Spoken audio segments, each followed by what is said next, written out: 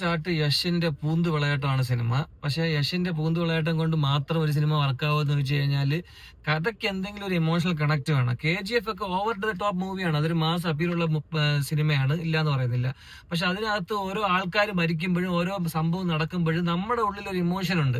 അയാൾ മരിക്കണം, അയാളെ കൊല്ലുമ്പോൾ നമ്മുടെ ഉള്ളിൽ ഒരു മാസ് ഒരു ഫീൽ ഉണ്ടാവും. പക്ഷെ ഇതിനകത്ത് ഒരാൾ മരിക്കുമ്പോഴും നമുക്ക് യാതൊരു രീതിയിൽ, അത് വളരെ ഇമ്പോർട്ടന്റ് ആയിട്ടുള്ള ക്യാരക്ടേഴ്സ് മരിക്കുമ്പോൾ പോലും നമുക്ക് ചില സമയത്ത് ഹാപ്പിനെസ് ആണ് വരുന്നത്. അയ്യോ മരിച്ചല്ലോ, തീർന്നല്ലോ എന്ന്. അങ്ങനത്തെ ഒരു അവസ്ഥയിലാണ് നമ്മളെ സിനിമ ഡ്രൈവ് ചെയ്ത് കൊണ്ടുവന്നത്. ഒരു ഫസ്റ്റ് ഹാഫ് തീരുന്നവരെയൊക്കെ ആൾക്കാർ വളരെ മൗനമായിട്ട് സിനിമയിൽ ഉള്ളിലിരുന്നു, എന്തെങ്കിലും ഇനി വരും സംഭവിക്കുന്നു. പക്ഷേ സെക്കൻഡ് ഹാഫ് തുടങ്ങി കുറച്ചു നേരം കഴിഞ്ഞപ്പോഴത്തേക്കും ആൾക്കാരൊക്കെ റെസ്റ്റ്ലെസ് ആവാൻ തുടങ്ങി. എല്ലാവരും കമന്റ് അടിക്കാനും എങ്ങനെയെങ്കിലും ഈ പടം ഒന്ന് തീരോ എന്നുള്ളൊരു രീതിയിലോട്ട് ആൾക്കാർ എത്താൻ തുടങ്ങി. അത്രയ്ക്ക് പുവർ റൈറ്റിംഗ് ആണ് സിനിമയിലുള്ളത്. പക്ഷെ ടെക്നിക്കലി പടം ബ്രില്യന്റ് ആണ്. ടെക്നിക്കൽ സൈഡ് എല്ലാ ഡിപ്പാർട്ട്മെന്റിൽ നിന്ന് ആൾക്കാർ അവരുടെ ബെസ്റ്റ് തന്നിട്ടുണ്ട്.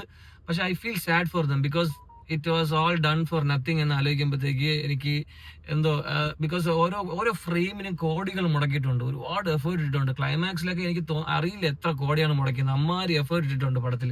പക്ഷെ ഒന്നും തന്നെ വർക്കായില്ല എന്നുള്ളതാണ്. പക്ഷെ യഷിന്റെ പെർഫോമൻസ് ഒഴിച്ച് വേറെ ആരുടെയും പെർഫോമൻസ് പോലും, നയൻതാരയൊക്കെ ഒരു അമിതഭാരമായിരുന്നു സിനിമയിൽ. പിന്നെ രുക്മിണിയുടെ കരിയറിൽ തന്നെ ഏറ്റവും വീക്കസ്റ്റ് ക്യാരക്ടറും പെർഫോമൻസും ഉള്ള സിനിമയുമാണ് ഇത്. ഒരിക്കലും ഒരു ഫാമിലിക്കും കിഡ്സിനും ഒന്നും കാണാൻ പറ്റിയ ഒരു പടമല്ല. 18+ എന്നുള്ളത് fairy tale four grown ups എന്നാണ് ഈ സിനിമയുടെ ടാഗ് ലൈൻ തന്നെ വരുന്നത്. അതിന് 100% ജസ്റ്റിഫൈ ചെയ്തിട്ടുണ്ട്. അത്രയ്ക്ക് വൾഗാരിറ്റിയും വയലൻസും ഉള്ള സിനിമയാണ്. Highly disappoint.